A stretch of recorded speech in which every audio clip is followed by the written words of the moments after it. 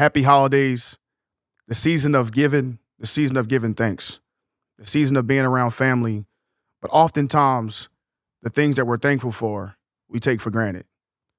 The things we take for granted, someone else is praying for. And we often overlook what means the most to us because we think we have time. But time is what we want most, but we use it the worst. Look, this isn't just a podcast, this is motivation. They be like, Rez training who? I just know they hate. We ain't being patient, cause that mean that we be waiting. We just seeing greatness, I don't want it if it's painless.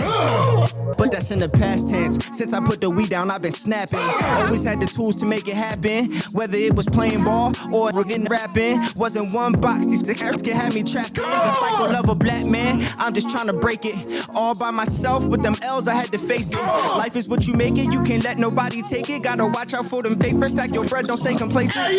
God's gift.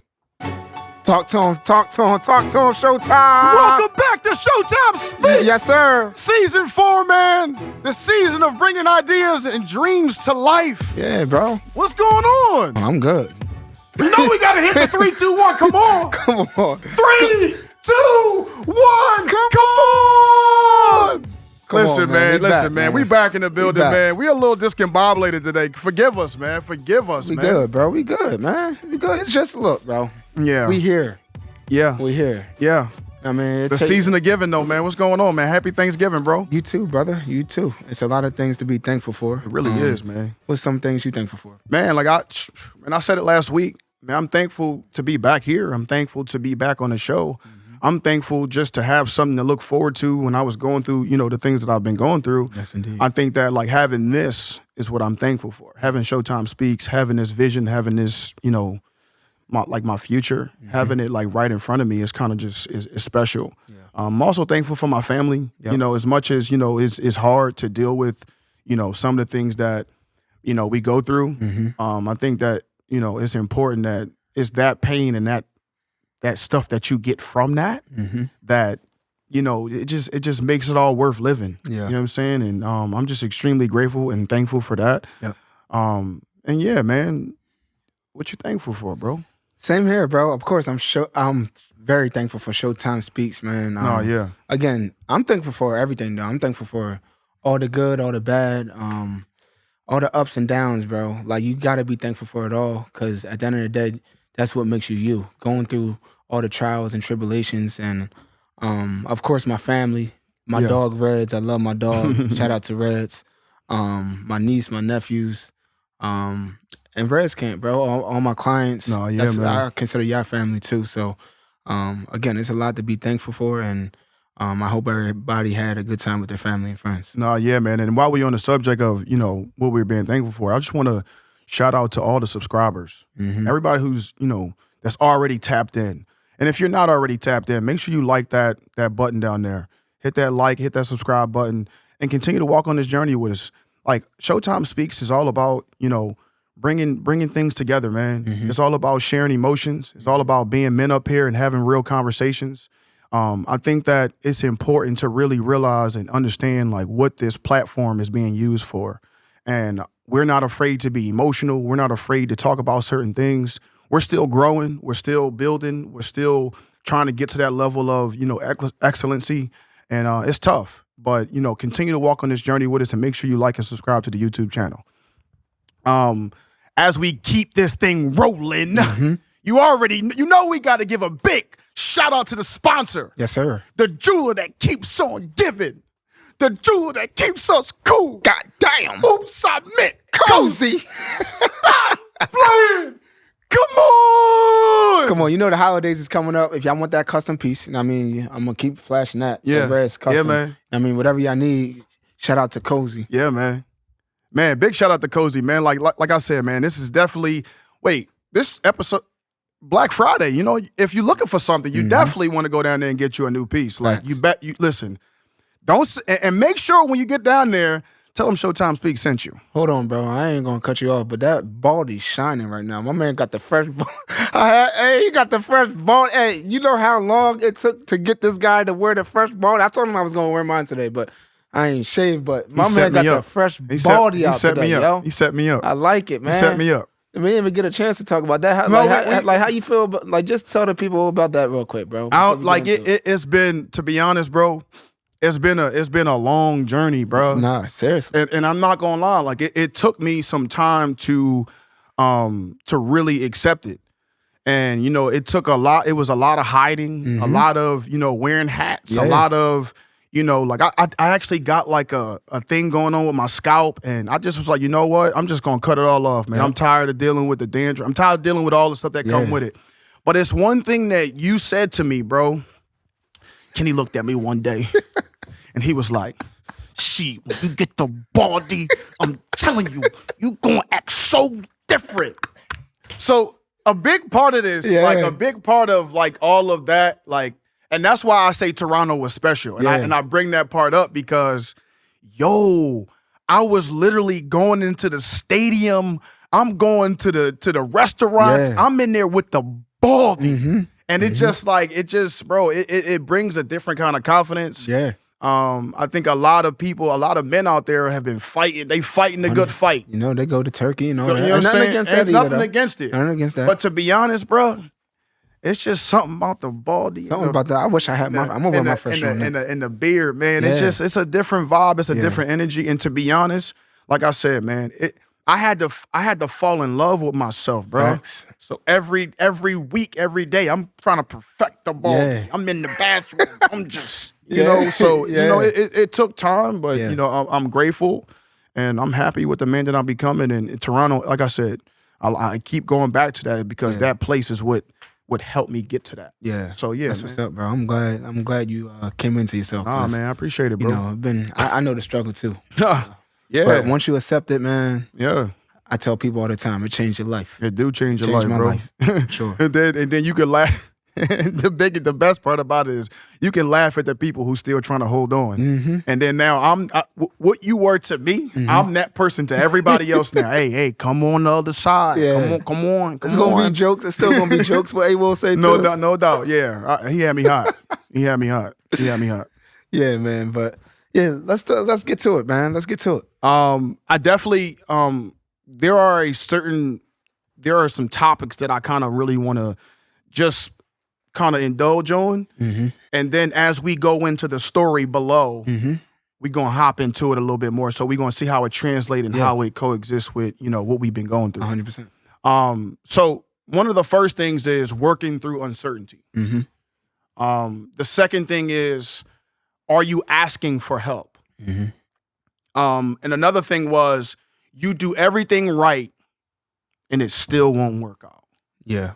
And the last one was, sometimes the pain you've experienced before, it'll resurface. Yep. And a lot of these topics, again, I know we didn't get to everything I wanted to get to last week, so I just want to bring it back to you. Yeah. After I think we left off, you got released from Toronto, came home, spoke to the kids, but then you actually ended up getting picked up by Ottawa. Yeah. Can you talk about that experience and what it was like there, going there, and and even the time that we was grinding, and I'll speak on that too, because there's a couple, stories in that itself. When you was home for, how long was you home for? I think it was like 3 to 4 weeks. 3 to 4 weeks. Yeah. And that's probably the first part we want to talk about. Yeah, man. Like it was tough, man, because I had to, I didn't want to make a quick decision on where I wanted to go next. So, cut you off. So you could have went somewhere right away? Yes. I didn't know that. Yeah. Okay. There were a couple of teams that were trying to get me to sign right away.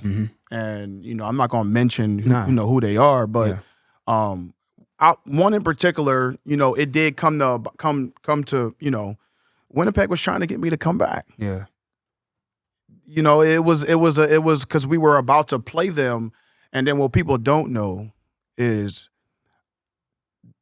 Toronto was trying to trade me to Winnipeg, I think. I think that was something that was in the mix. Everybody from Winnipeg was kind of, players, some, personnel, whatever. And it was looking like it might happen. and it didn't happen. Yeah. It was kind of like I was disappointed again. Mm-hmm. It was kind of like I was reliving something that I felt like I got over. And I think that was one of the toughest things that I had to deal with over again, because I had just got to a place where I was done. Right. I was over. I was moving on. Mm-hmm. You know, I was moving on from the ex-girlfriend. Yep. I was on to the new. Yeah. And, you know, it kind of like resurfaced, and it kind of brought back things that like, dude, you know, I thought that I was going to go back there. I did. I really did. And it didn't work out. So, you know, time went by, and I decided like, I'm not going to go to this or that or whatever. And I was just like, you know what? I'm going to humble myself. Mm. And I signed to Ottawa's practice squad. But before that, bro, you skipping steps. You was home for a little bit. I was. I mean, talk about, you didn't know you was going to sign to Ottawa. No, I didn't. So I want you to talk about that uncertainty time. Oh, yeah. Where you had to grind for 3-4 weeks. Yeah. Now, I mean, talk about that time, not knowing where you didn't even think you was going to get a chance to play again. Yeah, it was hard on me because I didn't know. It's like I had full control over the situation at first. Mm-hmm. And then as weeks was going by, there was no control. Mm-hmm. I had to work through that uncertain time. Mm-hmm. I had to work through what I felt like, is this the end of my career? Mm. Is this how it's going to end? Is this how, you know, knowing deep down inside, I know I'm still good. Yeah. I'm still one of the best. I'm still him. Yeah. You know what I'm saying? But when you in this situation where you get released, no matter what, you're fighting those demons on like, was it me? Mm-hmm. And that's why I said I gave everything I had and I did everything that I was supposed to do. And sometimes you're going to feel like you did everything right. Mm. You're going to feel like you did everything right and it still might not work out. So like in that moment when I was in Toronto, it wasn't that I didn't do my job or I wasn't good enough. It was just the situation. Right. It was just the business. That's just how it happened. Mm-hmm. And when I came home, it was just me trying to get through that. Like that was a long 7-hour drive, 8-hour drive back home from Toronto to come back here. And it kind of just was just, you know, it was tough. Yeah. And I had to, you know, you were one of the first people that I hit up. Mm-hmm. And like I said, I got emotional about the last episode and, you know, I went to work. Yeah. Man, and it was tough because I had to, you know, I'm 31 years old and I got to go out there and run on the field by myself and do drills and stuff where it's just me and you. And, you know, it's hard, you know. So, you know, through that process, I was just like, you know what? All pride aside, I got to go. And I think it went from a place of God showing me this is what I'm supposed to have. Mm-hmm. Like when I was in Toronto. Yep.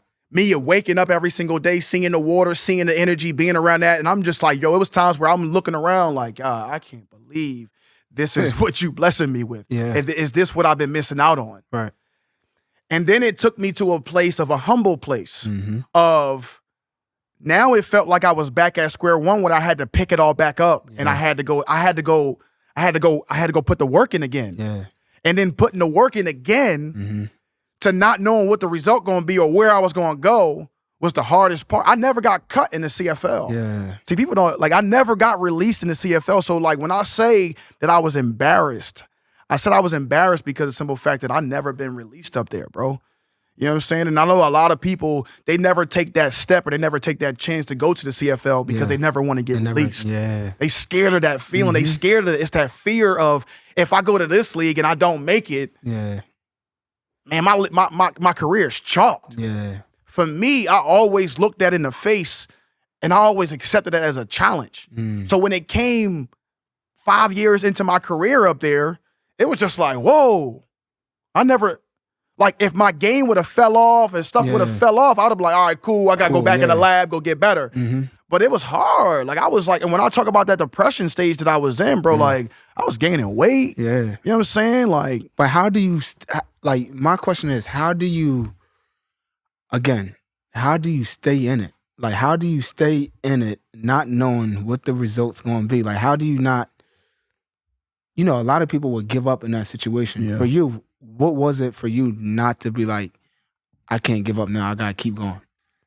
I got to keep going. I don't know what's going to happen. I might not even get a call. Yeah. because there's a possibility that you might have not even got that call. How do you continue to keep working in the unknown times and still not get emotionally attached to the results? Yeah. See, that's the psyche to it, bro. And like, bro, it's a constant like convincing myself. Not even convincing myself, bro. I got photos, videos, everything that reminds me of who I am. Yeah. Highlights, catches, and you can see you like, hold up. I know I'm not done. Yeah. I know this not over. It's just this is just me. This is just the journey that I have to be on. Yeah. It's the acceptance part. You have to accept, like, hold on, like, all right, this is what happened to me. This is what's going on. You're allowed to be emotional. You're allowed to feel those feelings. But you can't give up. Yeah. Bro, I'm not gonna lie. I couldn't go out the way I went out. Yeah. I couldn't do that. Like, I got popped, and that's my last play? Nah. Yeah. I'm putting up the weights. Nah, Kenny, where you at? What we doing? How we doing this? Yo, we about to go for a run. We running the hills. We doing this. We doing that. Nah, I can't go out like that. Right. It's a pride and ego thing. It for me, it just like, I just knew deep down inside that it wasn't over. Right. And I just need to, I needed to go on this journey to figure out who I was. So like, it was more about the journey and less about like the result. It was less about that. It was like, I have to go and do this because it's somebody else in my position that needs to, they just need a little bit more to be like, you know what? I should keep going. Right. Like, why not? Yeah. Like, why not go put yourself through that? You know what I'm saying? Like, God has already aligned it for you to go through. Why don't you just accept it? Right. Accept it. So it was, you know, when I made the decision to go to Ottawa, it was, all right, hold on. Let me look at this big picture. Yeah. This is a place where I actually really wanted to be. This is an organization that wanted me 3 years ago, and they tried to get me, and I decided to stay in Winnipeg. Yeah. This is an organization that had Drew Brown as their starting quarterback, which was my quarterback in Winnipeg when he used to come in relief of Zach. Yeah. And we would have success. And I saw that as an opportunity. I saw that as like, okay, where can I go right now where I have a relationship with the QB already? Yeah. So this was like an ideal place for me to want to go. And with the history of me speaking with the head coach before, me speaking with the GM before, it was like, you know what? Let's try to make this happen. And I was just like, you know what? Let's do it. And, you know, I put my head down and I was just like, you know what? Let's do it. And I signed. And, you know, it was tough. You know, like I never saw myself signing to a practice squad. Yeah. At this stage of my life. Talk about that. I just felt like, all right, why not do this? What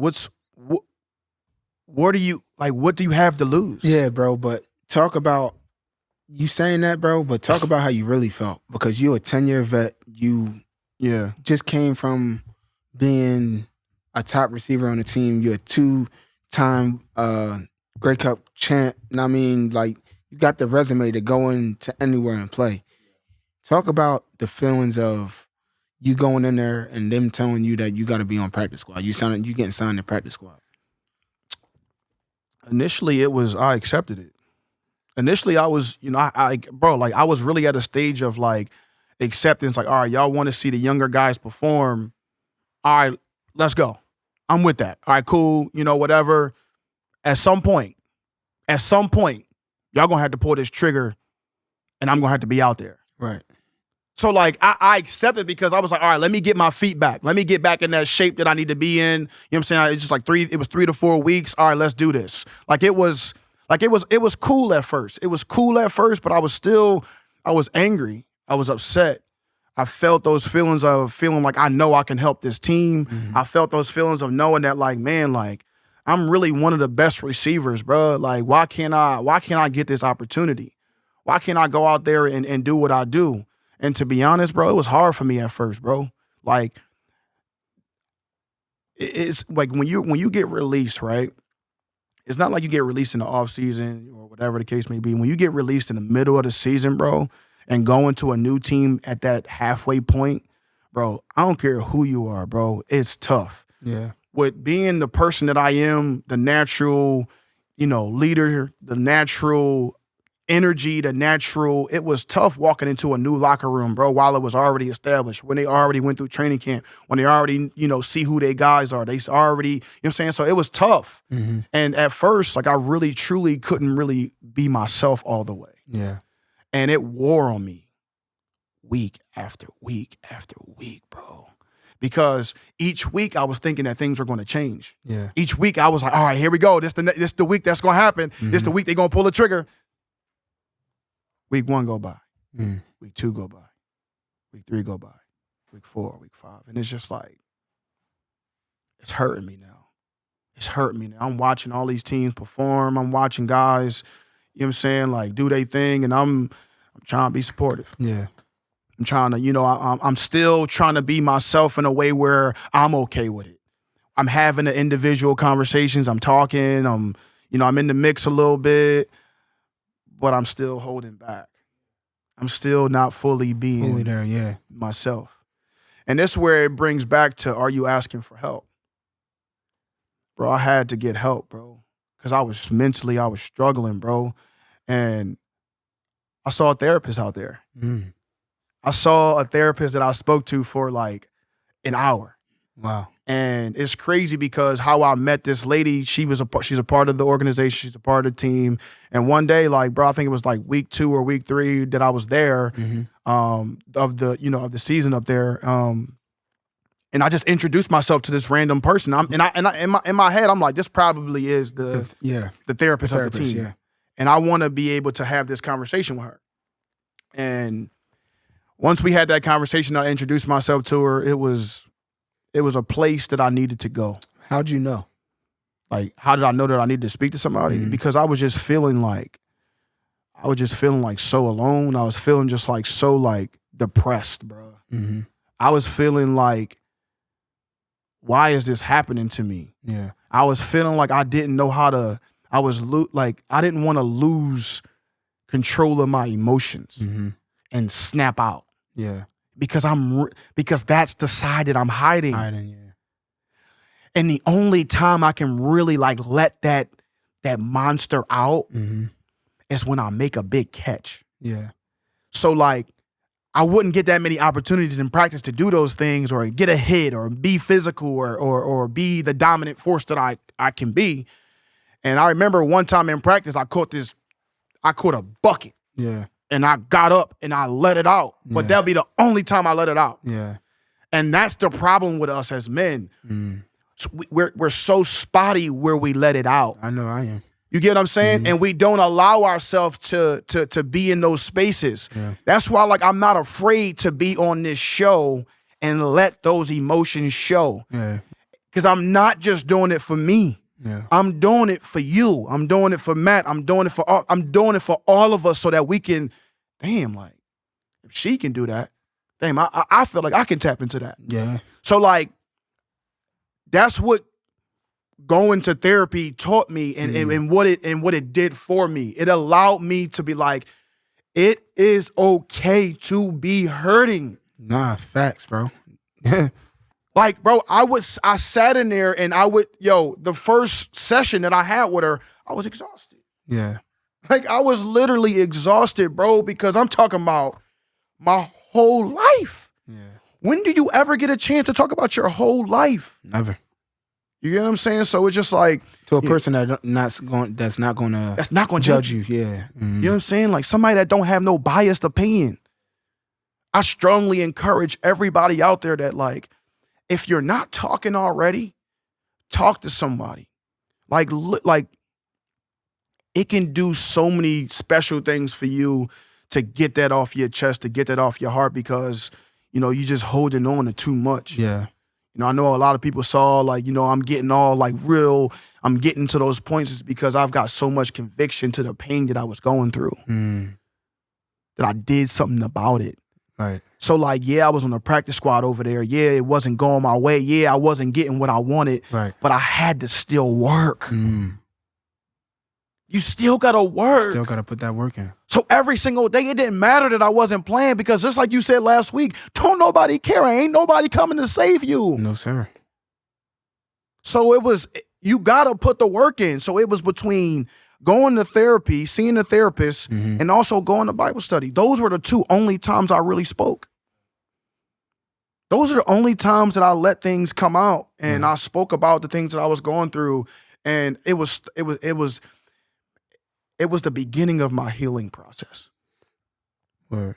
So what was, if you can say out of that whole process, bro, what was the biggest lesson that you learned? Like, what was the, because even though that we may not get the results that we want in whatever we're working for, there's always a lesson in everything we do. So from that experience, from this whole season, because this is probably gonna be a wrap up of the whole season, like from Toronto, from getting cut from Toronto, from going to Ottawa, going there, not playing, you know what I mean, thinking you're gonna play. Yeah. You didn't even talk about speaking in front of the team. Yeah. You spoke in front of the team. I did, yeah.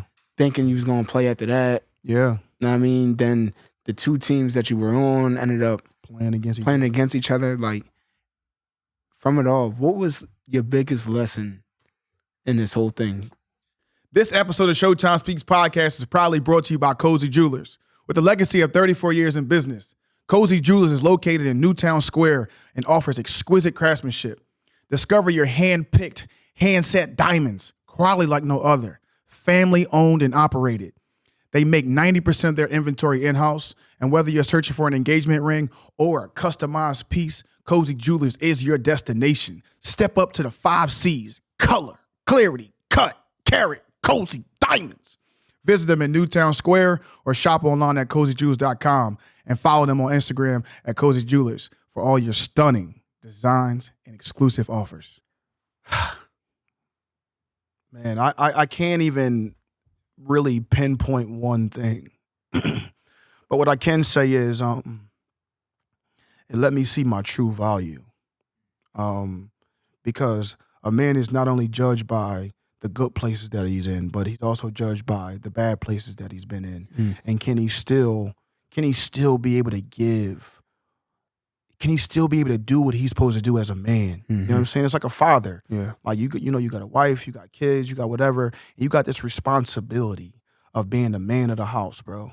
It was just like, those responsibilities, man, like you gonna face those in real life. 100%. Like my professional thing that I went through is what I'm going to experience when I'm a father, when I'm a husband, when I have children. Like these are the things that I'm going to have to go through, but I'm already being equipped with these things because I'm going through it already.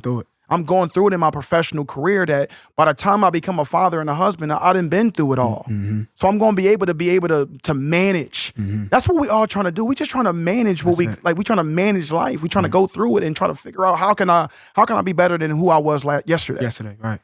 And like, it was so humbling, bro.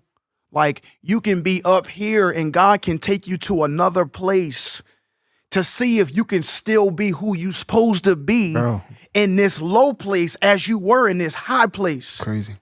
So like when you just mentioned like I spoke in front of the team, bro, it was so hard for me to like, I was fighting a battle every single week. I said it last week where I was locking myself in the bathroom and I was crying real tears and I was reading scriptures every single week, bro. I was praying. I was trying to get through it because I know I had something to give, but I wasn't giving it. Yeah. See, the power in me is when I speak. Yeah. The power in me is not when I'm quiet. Quiet, yeah. When I'm quiet, that means I'm observing. When I'm quiet, that means I'm thinking of, I know different ways to make this situation better. And because of who I was and that leader that I was silent. And when you going through things, it will push you into silence. It will take you to a place of, you know what? Don't talk. Yeah. And like I said to you, I was only talking in 2 places, Bible study and with the therapist. And I would talk a little bit with the young dudes on the team and stuff like that, but I still wasn't being me. And it took me to a place where I had to go talk to the head coach, bro. I had to tell him, I had to look him in his face and tell him how I really was feeling. Sometimes the person who you have a problem with, the person who, not even that you got a problem with, sometimes you got to go and express that. Yeah. It's okay to be emotional, but how can you express how you feeling? Are you expressing it in the right way where you can articulate it, where people can understand what you're going through? Or you just blurting out stuff and crying and being emotional? Because even with a certain level of emotion, you got to have some type of logic to think that, like, all right, how can I explain this emotion? Yeah. So I went in there and I remember I spoke my emotion and I articulated it in a way where he can understand. And I came from a championship like mindset. And I'm saying to him, like, I'm just so upset about how things are going. You know what I'm saying? Like, I feel like I can help this team win. Just explaining like just different things on like what I see and how we can make this thing better. And then at the end of the day, like I said to him, like, I understand my value and stuff like that, but I would be sick to my stomach if I never speak to this team. Yeah. If I go home, if I leave and I don't play it down here, I'm going to be sick to my stomach that I never spoke up and spoke that championship, sacrificial, that energy to these dudes on this team. Yeah. And what'd he say? And he was like, you know what, shit, I think you're right, man. I think it is time.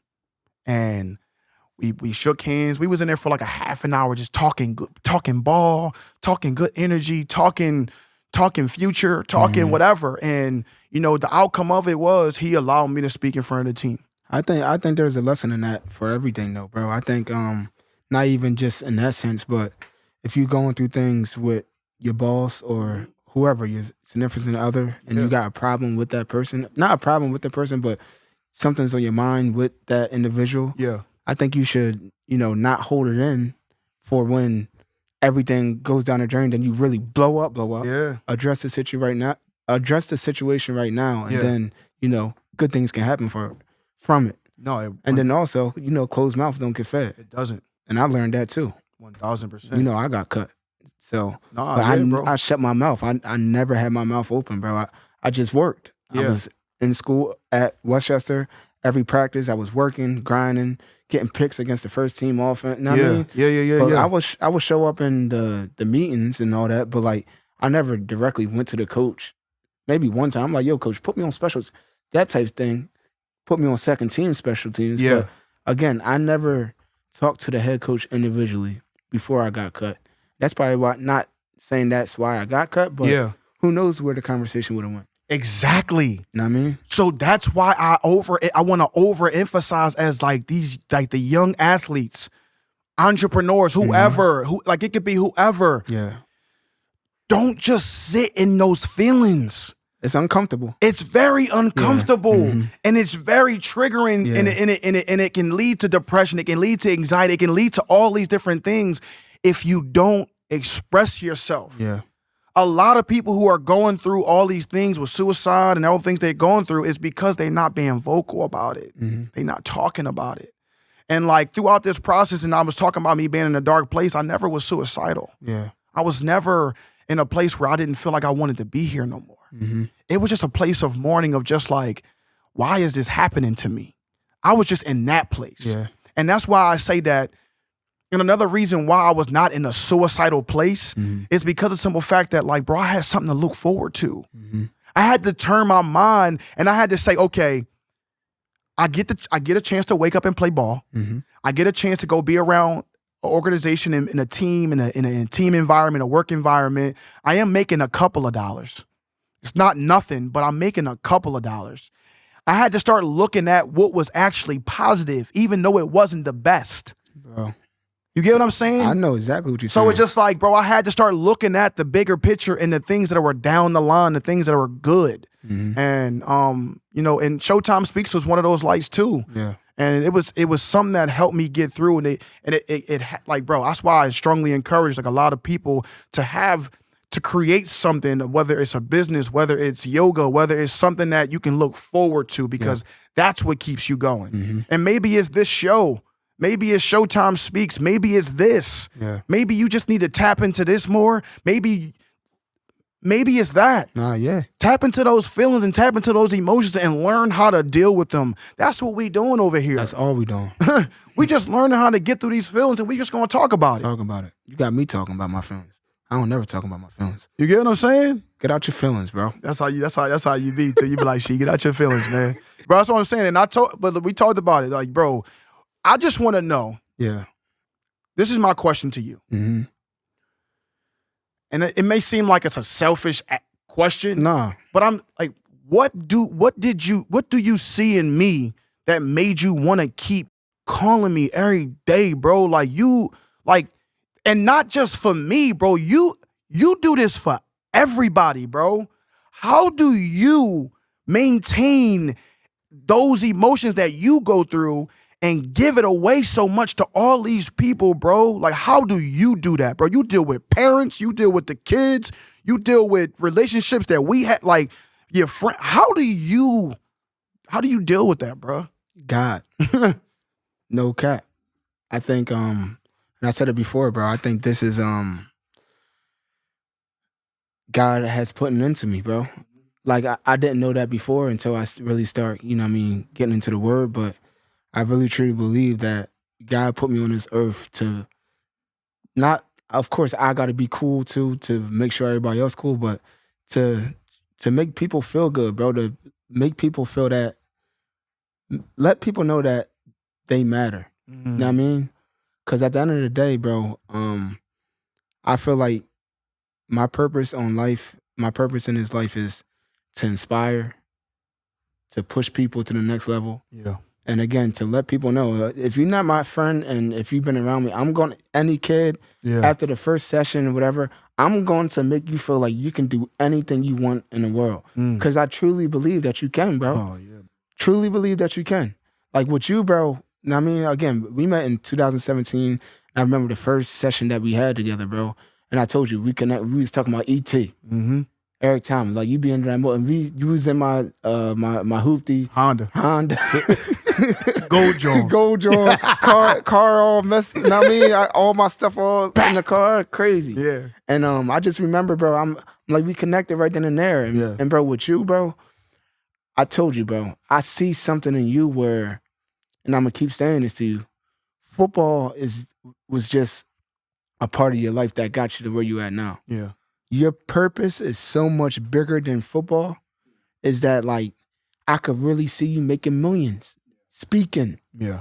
I mean, that's why every chance I get, look, bro, you got to bring Sheed onto this joint. He going to bring some life into the kids. Mm-hmm. And same thing with me. Every time I got an athlete with me, bro, and you there, yo, bro, she going through something. I mean, say something. Yeah. And next thing you know, when they leave the session, it's up. Nah, 1,000%. You know what I mean? Bro. So like for me, bro, it's just like, it never was about me, bro. It was about everybody around me. I always want everybody to win. And I don't never care about the spotlight on me, bro. I'll really truly be wanting my family to win, my friends to win, my athletes to win. I just want everybody to be up here, bro, and to get there. And in order for that to happen, sometimes you need that one person to check up on you. I was talking to Dev, my boy, shout out to Emotional Habits, my boy Dev. I call Dev every day. Because, again, people who got stuff going on as like a business or something going on, I know how it feels, bro. I've been in this thing for 6-7 years. I know how you be feeling with this. Like, I know how it feel. I know how the ups, I know the downs.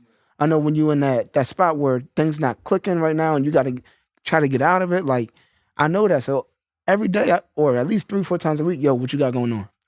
I mean, yo, you do this yet? You do that yet? What you got? Even Rob, Righteous, I'm calling him, yo, what you got? Yo, you need to start doing little things like that, bro. And just, you never know, bro. Like, somebody hit me up, put it like this. My one friend, I be working out with her. She gave me like a little card, bro. Like a thank you note. Bro. And that meant like the world to me because I don't get that every day. I mean, sometimes people be saying thank you and stuff like that, but like the little things like that, like, yo, I really appreciate just a little thing like that, that went a whole way, bro. And I just feel like if you can make somebody else day better, bro, you don't know what they going through, bro. And if I can be that light every day, yo, Showtime She.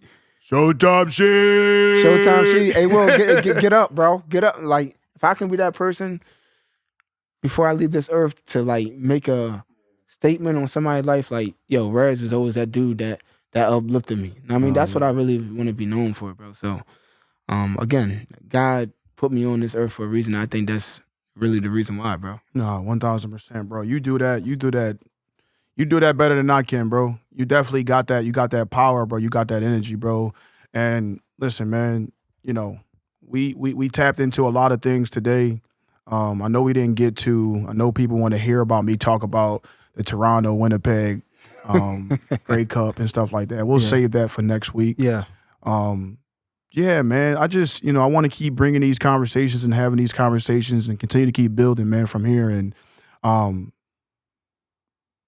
I love having these conversations, Me bro. too, bro. I like when we can, it ain't scripted. It ain't. Nah, it ain't scripted it's just, at all. it's That's just what I said straight. in the It's beginning, just bro. straight. Let that shit fly. Excuse my language.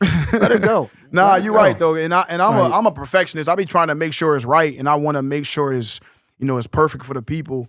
Put a lot of work in behind the scenes, 100%. and trying to bring this whole thing together. Yeah. Matt behind the ones and twos. We got Austin in the building. Yeah. We got K-Reds in the building. Showtime Sheet in the building. Make sure you guys all like and subscribe to the YouTube channels. Yes, indeed. Continue to walk on this journey with us, y'all. Continue to be with us, man. Like this thing, like we building is truly, truly special. I'm gonna keep saying it every single week, and always, always, always, always, always know it's gonna be Showtime Speaks. What's the matter with you? There is no tomorrow. There is no tomorrow.